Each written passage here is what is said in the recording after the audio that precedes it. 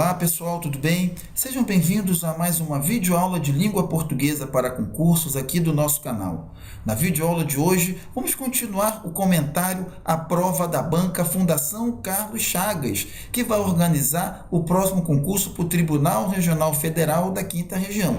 Então, o que temos para hoje é uma prova FCC para você que vai fazer concurso para o TRF5. Essa banca FCC, Fundação Carlos Chagas, ela tem uma característica muito interessante, que é de associar estruturas gramaticais a sentidos do texto, de maneira que, para uma correta interpretação do texto, é necessário conhecer algo da gramática do português, bem como certas estruturas gramaticais só podem ser interpretadas levando em conta a sua função dentro do texto. Então, esse é o grande barato aí nessa prova, e eu vou procurar mostrar como isso é cobrado nas questões com vocês, ok? Nós temos aí um texto, o arroz da raposa, e que vai servir de base para as questões número 1 a 8. Vamos então dar uma lida nesse texto aí e vamos já partir para as questões. Diz lá o texto, o arroz da raposa. Júlio Cortázar tem um conto que sai de um palíndromo, Satarsa. Um menino brinca de desarticular as palavras. No fundo, um escritor é um sujeito que pela vida fora continua a mexer com as palavras.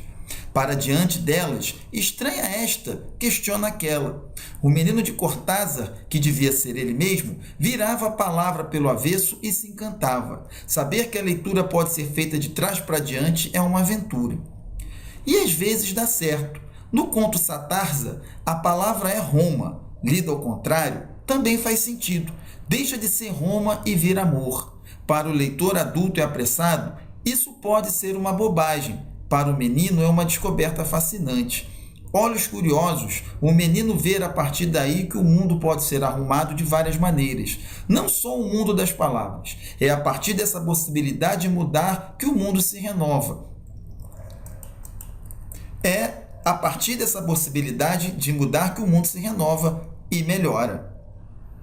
Ou piora. Não teria graça só se melhorasse. O risco de piorar é fundamental na aventura humana, mas estou me afastando da história do Cortázar e, sobretudo, do que pretendo dizer, ou pretendia. No embalo das palavras, vou me deixando arrastar de brincadeira, como o menino do conto. Um dia ele encontrou esta frase: "Dábale arroz a la sorra el abad". Em português, significa: o vigário dava arroz à raposa. Soa estranha isso, não soa? Mesmo para um menino aberto ao que der e vier, a frase é bastante surrealista, mas o que importa é que a oração em espanhol pode ser lida de trás para diante, e fica igualzinha, pois este palíndromo não só encantou o menino Cortázar, como decidiu seu destino de escritor. Isto sou eu quem digo. Ele percebeu aí que as palavras podem se relacionar de maneira diferente e mágica. Sem essa consciência, não há poeta nem poesia. Como a criança, o poeta tem um lugar novo. Lê de trás para diante. Cheguei até aqui e não disse o que queria. Digo então que tentei uma série de anagramas com o Brasil de hoje. Quem sabe virando pelo avesso a gente acha o sentido. Então, um texto de Otto Lara Rezende, ok? E nós já temos aí a questão de número 1, pessoal, que diz o seguinte: no texto, o autor sugere que essa é uma pergunta clássica da interpretação de textos, sempre voltada para a interpretação do texto como um todo, certo? É a primeira preocupação que você, candidato, tem que ter, certo? É procurar entender o texto não no detalhe, ok? Primeiramente, procure compreender o sentido global do texto. Okay? O que o texto todo está dizendo, em primeiro lugar, e em segundo, qual é a intenção ou quais são as intenções do autor ao produzir aquele texto. Então, essa questão número 1 está indo no sentido de aferir, né, de perguntar o que o autor está querendo dizer com o texto. Então, diz o enunciado, o autor sugere que temos aí, letra A, as frases mais estranhas seriam aquelas mais plenas de sentido. A letra B, as palavras só adquiririam sentido quando lidas pelo avesso. C, o conhecimento do Brasil atual só pode ser aprofundado por meio da poesia. O conto Satarsa de Júlio Cortázar seria autobiográfico. E a poesia só seria válida quando colocada a serviço da atuação política. Então, O que o autor quer dizer aí com esse texto? Né? Qual a informação que ele está querendo passar com o texto? As frases mais estranhas são as mais plenas de sentido? Não, ok? As frases podem provocar algum tipo de estranhamento, mas um estranhamento que leva a um novo sentido, que não está revelado, mas não que fique sem sentido. No item B, as palavras só adquiririam sentido quando lidas ao avesso? Também não, elas adquiririam um novo sentido, e é isso que encantou, né, o menininho citado no texto. No item C, o conhecimento do Brasil atual só pode ser aprofundado por meio da poesia? Não, o que ele quer dizer é que uma das maneiras de se tentar entender o Brasil é talvez, né, por meio da poesia. Ele diz lá, ó, quem sabe virando pelo avesso a gente acha o sentido. Quem sabe? É uma possibilidade, não uma certeza. Então não pode ser o item C. No item D, temos o conto Satarza, de Júlio Cortázar. Seria autobiográfico? Há algumas passagens no texto que parecem dar esse entendimento. Ok? Ou seja, o menino de Cortázar, que devia ser ele mesmo, ok? Então o autor sugere, não afirma, né? Esse verbo dever aqui dá essa indicação da sugestão, ok? Que o texto fala de como Cortázar ficou encantado com as palavras, ok? Então a resposta aqui da questão número 1, letra D. Na questão de número 2, temos o segmento cujo sentido está adequadamente expresso em outras palavras sobretudo do que pretendo dizer, mormente do que tenciono exprimir, né? Então esse mormente aqui, ele é sinônimo do sobretudo, né? O mormente, na verdade, o que quer dizer principalmente, né? Em especial, especialmente, tá? O pretendo tem aqui um sinônimo no tenciono, né? De ter intenção, tá? E o dizer, o exprimir, tá? Então temos aqui uma sequência de sinônimos que já me joga aqui a resposta para o item A. Ok? Frase e oração aqui no item B não são a mesma coisa, da mesma forma que surrealista e pictórico são coisas completamente diferentes. Ok? Existe um surrealismo na pintura, mas nem toda pintura é surrealista.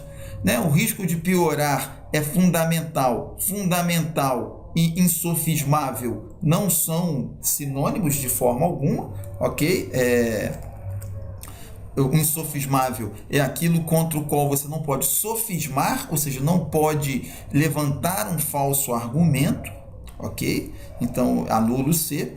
Né? Anagrama e antítese também não são iguais, né? Anagrama são ordens diferentes de palavras e letras para formar novas palavras, né? E antítese são ideias em oposição dentro da mesma oração. E no item E, ok, virava do avesso, trocava de lugar, não exatamente, ok? O avesso é o oposto, né? Não exatamente o lugar, ok? E também no texto, né? O que o autor quer dizer com virar a palavra ao avesso não é simplesmente mudar a sua posição, mas justamente alterar a ordem das letras para ver se revelava alguma coisa. Então, até a análise das outras opções reforça aqui a resposta para o item A, certo?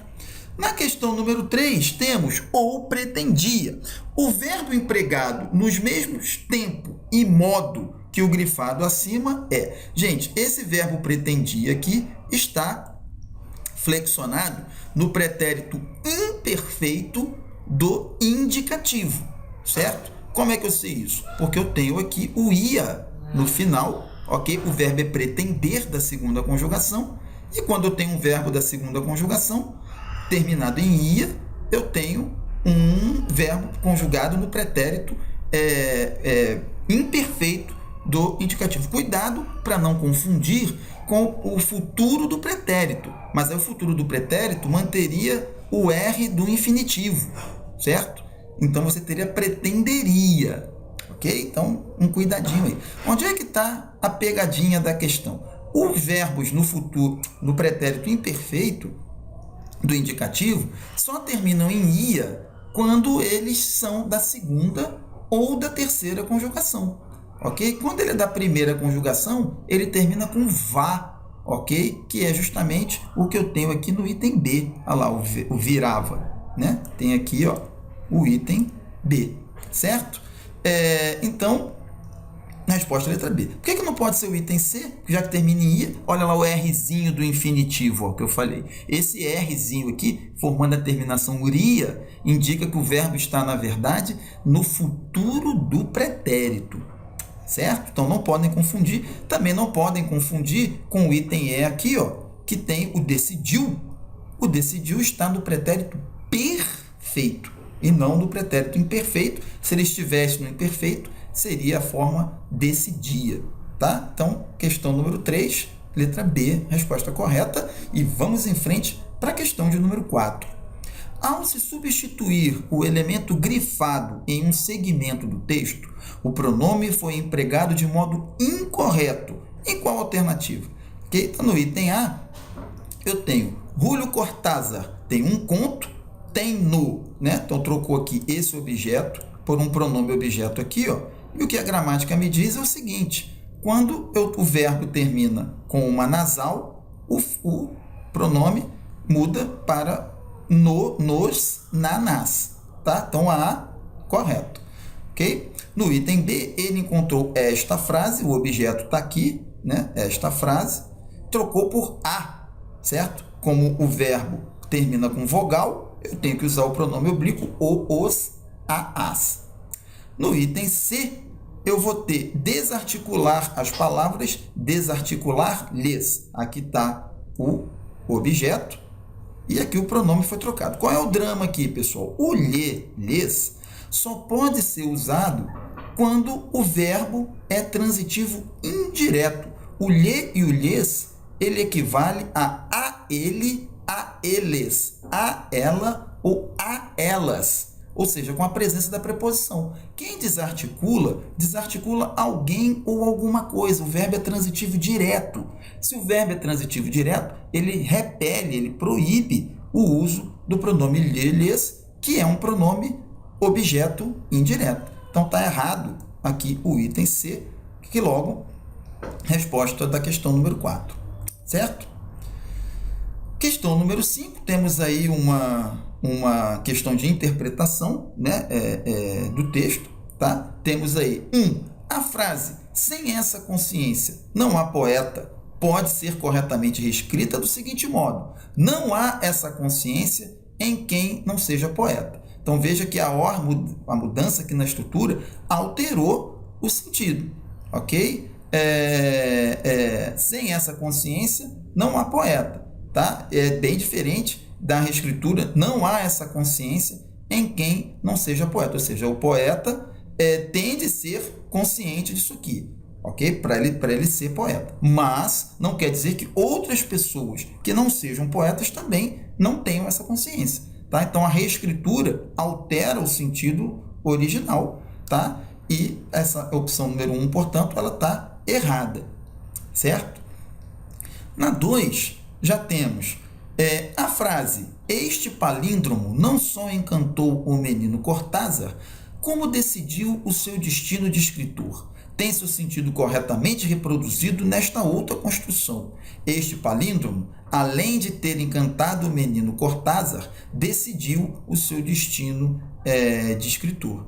Ok? Então, o que acontece? Essa conjunção aqui, ó, não só como, é uma conjunção de valor aditivo, ou seja, adiciona uma nova informação.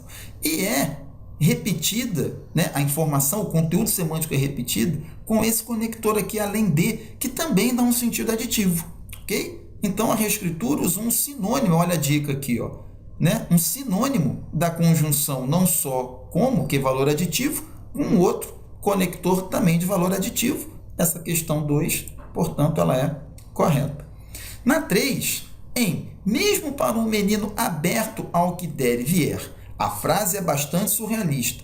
A substituição do verbo por parecia implica a alteração do segmento grifado para um menino aberto ao que desse e viesse. Então, digamos que a frase fosse: mesmo para um menino aberto ao que desse e viesse, a frase parecia bastante surrealista. O que acontece aqui? Porque você está trocando um verbo do presente por um verbo no pretérito imperfeito. Quando se faz isso, é necessário organizar também o sentido dos verbos, né, que vem depois. Então, quando eu uso um verbo no presente, as orações subordinadas vão ter verbos no futuro do subjuntivo, que é o que eu tenho aqui, ó, aqui e aqui. Mas quando a frase, a oração principal, está no pretérito imperfeito, os verbos nas orações subordinadas deverão ir para o pretérito imperfeito do subjuntivo, que é o que eu tenho aqui, ó, desse e viesse, ok? Então, essa questão 3 também está correta, portanto, letra D. Guardem bem essa relação, viu, pessoal? Porque a banca FCC costuma explorar esse ponto que não é muito presente nas gramáticas, que é o da concordância entre os tempos verbais. De um modo geral, presente do indicativo na oração principal vai exigir presente do subjuntivo nas orações subordinadas. Pretérito imperfeito na oração principal vai exigir pretérito imperfeito do subjuntivo nas orações subordinadas, ok? 6. Não teria graça se só melhorasse. O elemento grifado na frase acima pode ser corretamente substituído por, ora, questão facinha, gente. Esse se aqui é uma conjunção que tem valor condicional, ok? Só a graça, qual é a condição para haver graça? Haver melhora. Tá? Então é condicional, basta então escolher aqui quais desses têm valor condicional e a gente sabe lá que é o item C, a conjunção caso, ok? Estudo da semântica das conjunções também é muito importante, viu, pessoal? É importante para o conhecimento da análise sintática do período composto, é importante para a coesão e a coerência textuais e é importante também para o estudo das conjunções em si. Tá? Então, é um ponto que eu apostaria que caia na prova, de alguma forma. Então, eu chamo a atenção a vocês aí para que reforcem, né? Deem uma estudada nesse ponto e, em caso de dúvida, entrem em contato com a gente aqui por meio do nosso canal. Certo? Temos lá, então, a questão de número 7. Júlio Cortázar tem um conto que, de um palíndromo satarsa, um menino de desarticular as palavras. No fundo, o escritor é um sujeito que, pela vida afora, continua com as palavras. O que pede, então, a questão? Respeitando-se a correção gramatical, as lacunas da frase acima podem ser preenchidas na ordem dada por... Então, qual é a ordem que vai colocar aqui? Ok? A ordem aqui, gente, vai ser justamente a seguinte. Júlio Cortázar tem um conto que provém, né, com um acento agudo, porque o seu sujeito é singular, ok? De um palíndromo, satarsa. Um menino ocupa-se de desarticular as palavras, ok? No fundo, um escritor é um sujeito que pela vida fora continua a lidar com as palavras. Então, o que mantém é justamente esse aqui, ok? Na 7, então, letra E. Questão 8, questão de pontuação, tá? Que também é muito frequente aí na Fundação Carlos Chagas, tá? Na FCC, e eu, se fosse vocês, estudava aí principalmente o uso da vírgula, tá? Então, onde é que está correto aí? Muita atenção, gente, porque a pontuação é um trocinho mínimo, mas que faz uma diferença danada se estiver mal empregado. Então, temos aí no item A. Como já se disse, poeta é aquele que, ao aplicar-se conscientemente à difícil arte do desaprender, passa a ver o mundo com um olhar infantil, despido das camadas de preconceitos e prejuízos que, quase sempre, à nossa revelia, acumulamos ao longo da vida adulta. Tudo corretinho, né, pessoal? Então, a gente pode, sem medo de ser feliz, marcar aqui o item A como a resposta correta. Ok? Qual o problema na B? Né, já tem aqui, ela, como já se disse, já separando aqui o grupo, separando aqui a conjunção, né, que na verdade vai ser um marcador textual, né, está separando aqui, isso tá errado, certo? Então nem precisa se ir muito longe, né? No item C, como já se disse, poeta é aquele, faltou uma vírgula aqui separando a oração adverbial deslocada, né? Repare que ela está no início da sentença e por isso ela deveria ser isolada por vírgula, está errado aqui, né? Repare que essa vírgula colocada aqui está separando o sujeito poeta do seu verbo ser, do seu verbo aqui, e isso é um erro também, tá? Então, já tem esse problema. E aqui no item olha lá, haver um mundo, né? Essa vírgula aqui está separando o verbo do seu objeto, ver o quê? Ver o mundo, tá? Esse mundo é objeto direto do ver, e, portanto, essa vírgula não poderia estar aqui, e aí já tem o erro aí no item certo, galera? Então vamos lá, mais um texto, dessa vez para a gente fazer as questões de 9 a 15. Vamos lá, então. Comprometido no plano nacional com os direitos humanos, com a democracia, com o progresso econômico e social, o Brasil incorpora plenamente esses valores à sua ação externa.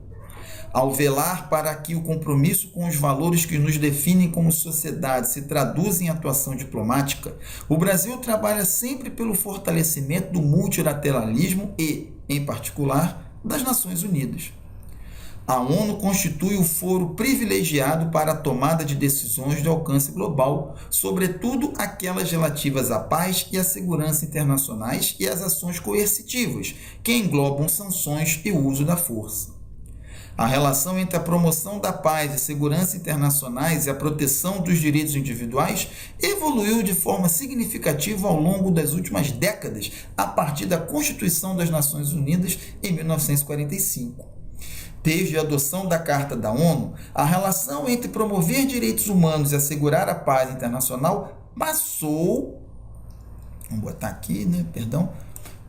por várias etapas. Em meados da década de 90, surgiram vozes que, motivadas pelo justo objetivo de impedir que a inação da comunidade internacional permitisse episódios sangrentos como o da Bósnia, forjaram o conceito de responsabilidade de proteger.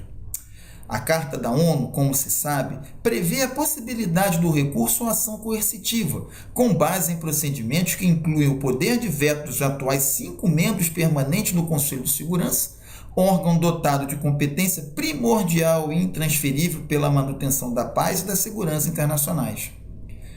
O acolhimento da responsabilidade de proteger teria de passar, dessa maneira, pela caracterização de que, em determinada situação específica, violações de direitos humanos implicam ameaça à paz e à segurança. Para o Brasil, o fundamental é que, ao exercer a responsabilidade de proteger pela via militar, a comunidade internacional, além de contar com correspondente mandato multilateral, observe outro preceito, o da responsabilidade ao proteger. O uso da força só pode ser contemplado como último recurso. Queimar etapas e precipitar o recurso à coerção atenta contra os princípios do direito internacional e da Carta da ONU.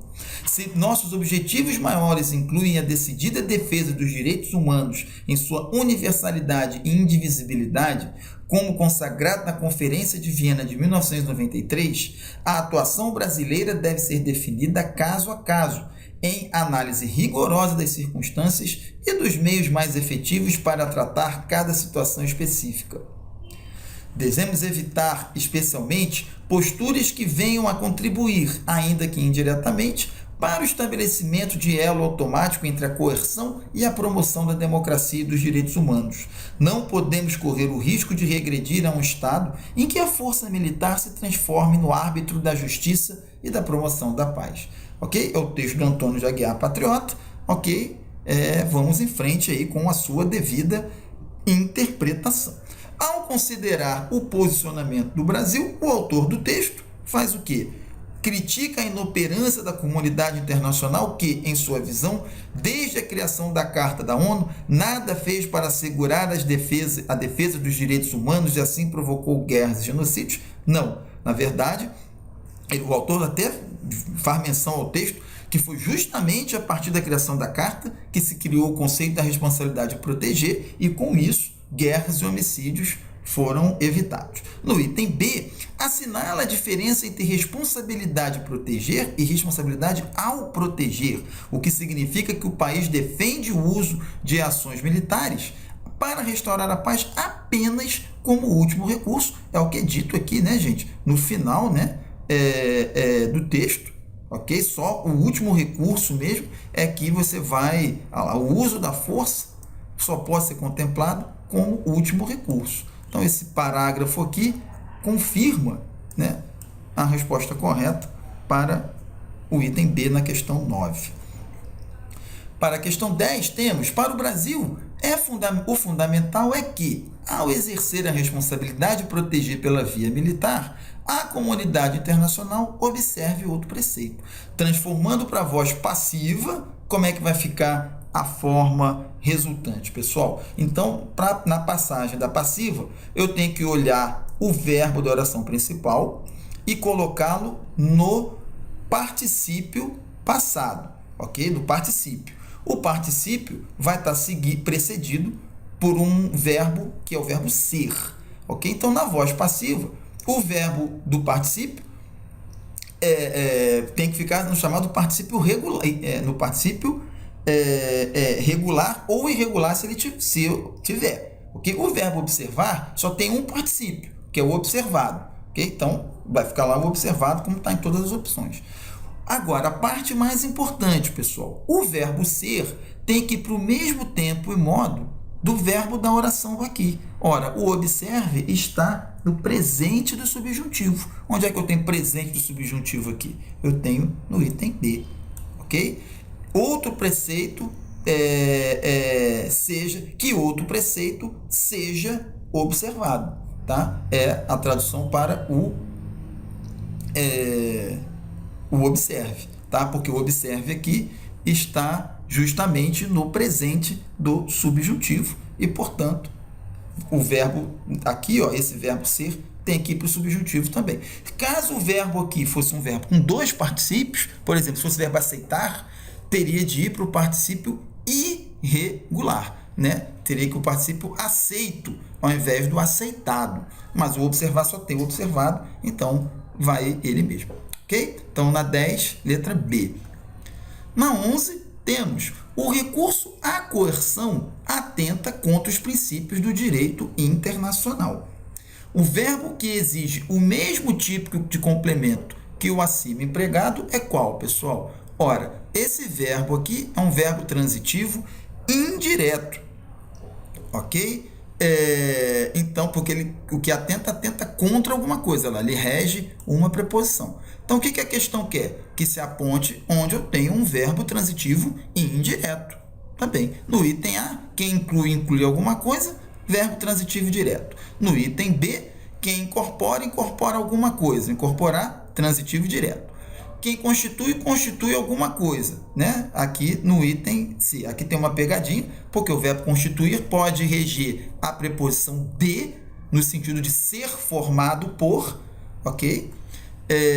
Pode ser o constituir em, no sentido de dar forma a alguma coisa, e no sentido de ser, né, algum lugar, né, ele é transitivo direto, que é como está aqui no item C. Tá? Então tem uma pegadinha que você pode pensar: quem constitui de? Depende do sentido. No sentido que está aqui, o constituir é transitivo direto e, portanto, não é a resposta da 11, que é o transitivo indireto, né? Surgir, transitivo direto, ok? Quem surge alguma coisa, né? Aliás, intransitivo, né? O que surgiu vozes, tá? Então só sobrou o item E aqui, tá? Que quem passa por, tá? Rege a preposição por aqui, logo letra E, tá? Na 11. Na 12, vamos ter o seguinte: devemos evitar especialmente posturas que venham a contribuir, ainda que indiretamente, para o estabelecimento de elo automático entre a coerção e a promoção da democracia e dos direitos humanos. Mantendo-se a correção e a lógica, uma redação alternativa para a frase acima está onde, pessoal? Vai estar no item D, tá? Se vocês lerem aqui o item D, tá? Vão ver que ele é o único que mantém o mesmo sentido, por isso lógico, né? E também está totalmente correto do ponto de vista gramatical, ok? No item A, repare, deve ser especialmente evitada posturas. Já está errado, porque aqui posturas devia fazer com que esse verbo dever aqui fosse o plural, fica devem, ok? No item B, posturas que contribuem, vírgula, para o estabelecimento, não. Quem contribui, contribui para, certo? Essa vírgula aqui está erradamente separando o objeto do verbo, tem que descartar o item B só por isso aí, né? Ainda que contribua apenas indiretamente para o estabelecimento de elo automático entre a coerção e a promoção da democracia e dos direitos humanos, tais posturas devem ser especialmente evitadas, né? Quem contribui? Tais posturas, está no plural.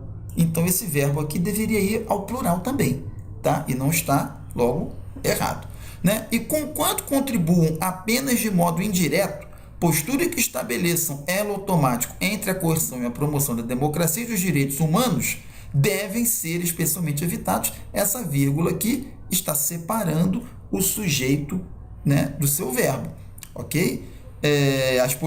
O que deve ser evitado? Posturas que estabeleçam blá blá blá, né, até o fim aqui. Então, essa vírgula separa erradamente o sujeito do seu verbo, tá? Então, nem precisava olhar tanto a lógica, né? Só a correção aqui já me indicava que o item D está totalmente correto. No item 13, na questão 13, perdão, temos: do mesmo modo que no segmento a ameaça à paz e à segurança, o sinal indicativo de crase também está corretamente empregado em qual alternativa, gente? Na letra A, eu tenho o mais grave foi a ameaça à integridade física da vítima. Ora, quem ameaça a alguma coisa, né? Ameaça a alguém ou a alguma coisa. Trocando integridade física aqui por povo, né, seria ameaça ao povo. Então, vê aqui que o a se transforma em ao, e isso indica que a preposição se juntou com o artigo, logo, o item A está correto, ok? Né? Fica errado aí, ok? Aqui o verbo ameaçar, quem ameaça, ameaça alguma coisa. Qual foi a pegadinha aqui? O nome ameaça, substantivo ameaça, rege a preposição a, ok? Do tipo, né? A inflação é uma ameaça ao salário dos trabalhadores, por exemplo. Mas o verbo ameaçar, ele é transitivo direto. Quem ameaça, ameaça alguém ou alguma coisa. A inflação ameaça o salário do trabalhador. Então, aqui uma pegadinha, né? Mas que deve ser evitada. No item C, faltou aqui, né? Aliás, né? Os animais reagem agressivamente a ameaças a seus interesses, ok? Não pode haver crase quando aqui está no singular e o nome a seguir está no plural, tá? Aí a crase não acontece. Por quê? Porque a preposição não varia, tá? O que varia é o pronome, é o artigo que está junto. Se tivesse artigo, deveria concordar, né? Deveria ser aos seus interesses, tá? E não está. E também porque seus interesses é masculino e não a crase diante de nomes e pronomes masculinos, ok? No item D, idem, ok? Porque grupo é masculino e não tem crase diante de masculino, ok? E o ameaça aqui é o verbo ameaçar, igual no item B, certo? Na 14, temos atente para as afirmações abaixo, ok? Temos aí 3 afirmações, ok? Vamos ver aí como é que vê, né? O que está sendo pedido. Temos aí: ao velar para que o compromisso com os valores que nos definem como sociedade se traduzem em atuação diplomática, o Brasil trabalha sempre pelo fortalecimento do multilateralismo e, em particular, das Nações Unidas. Diz aí o que se pede, né? Na frase acima, uma vírgula poderia ser colocada imediatamente após sociedade, sem prejuízo para a correção e o sentido. Então, olha lá, com os valores que nos definam como sociedade, vírgula, que se traduza não, né? Aí não pode ter uma vírgula pelo seguinte, porque se eu coloco uma vírgula aqui, eu vou ter que botar uma vírgula antes aqui também, porque essa oração aqui, ó, ela é uma oração subordinada adjetiva. Então, adjetiva, ou você bota a vírgula isolando ela toda e ela vira explicativa, oração adjetiva explicativa, ou você não coloca vírgula nem antes nem depois e ela fica com sentido restritivo. Colocar uma vírgula antes ou uma depois constitui erro, ok? Então, fica errada aí a número 1. Na 2, o acolhimento da responsabilidade de proteger teria de passar dessa maneira pela caracterização de que, em determinada situação específica, violações de direitos humanos implicam ameaça à paz e à segurança.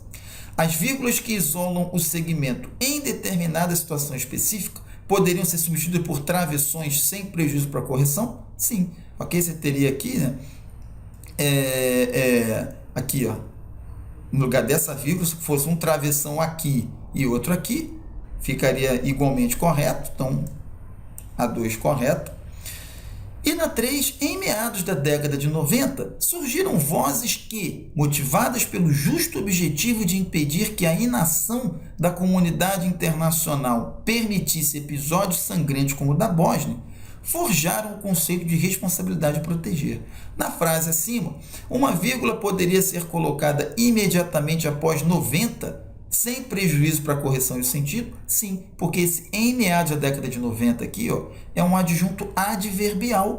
E o adjunto adverbial, principalmente quando ele está deslocado para o início do período, ele pode ser isolado sim por vírgula. Então, eu poderia colocar uma vírgula bem aqui que ficaria correto. Então, o 3, correto também. Então, resposta 14, item D. E na 15, para encerrar, temos o verbo flexionado no singular, que também pode ser corretamente flexionado no plural, sem que nenhuma outra alteração na frase seja feita. Está destacado em onde? Pessoal, então eu tenho a maior parte dos países compreende, né, que o direito ao trabalho é de vital importância para o desenvolvimento dos povos e nações. Ora, quando eu tenho essa expressão aqui, que a gente chama de partitiva, parte de, a maior parte de, né, menos de, mais de, o verbo ou concorda no singular com o núcleo, que é o maior aqui, e fica no singular, como está, ou ele concorda com a expressão que vem depois, ó. No caso seria 2 países, certo? E aí ele poderia ir ao plural, ok? Então, ele pode estar no singular ou ir ao plural, sem que outra alteração seja feita. Então, resposta da 15, letra D. É uma questão de concordância, pessoal, ok? E concordância é um assunto quente, né? Eu, se fosse vocês, estudava também esse ponto. No item A, reparem lá, que aqui o verbo é só pode ir ao singular, ok? Porque o que é extremamente necessário? A consolidação da democracia, ok? Não tem como ele ir ao plural, e ao plural aqui, ele vai ficar errado. Ok, ele concorda com o seu sujeito singular aqui e só pode ficar nessa concordância. Aqui, o verbo haver impessoal, só não se flexiona, não pode ir ao plural, ok? O trata que concorda com comunidade, e mesmo que comunidade tenha um sentido coletivo, o verbo tem que ficar no singular, ok? E no item D, ok? O sujeito reconhecer é declaração. O verbo concorda com o núcleo, ok? A direitos humanos é plural, exato, mas o verbo tem que concordar com o núcleo, ok? Então, até a análise das outras, me confirma a resposta aí para o item D.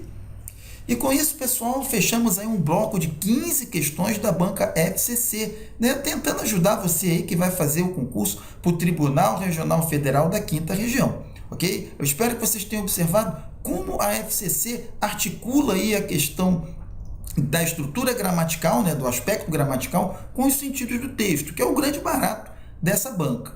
Ok? Procurem praticar, né, seguir as nossas dicas e testar o seu conhecimento com simulados e questões. E em caso de dúvida, não hesitem em entrar em contato aqui com a gente, porque a nossa ideia é sempre deixá-los mais perto da aprovação. Se a aula foi útil, pessoal, curtam, compartilhem, comentem, deixem aqui o seu recado no nosso canal e não deixem também de se inscrever, porque daqui até o dia da prova nós ainda vamos postar muitas outras novidades para vocês, ok? Eu espero encontrá-los então na nossa próxima videoaula. Um abração e obrigado!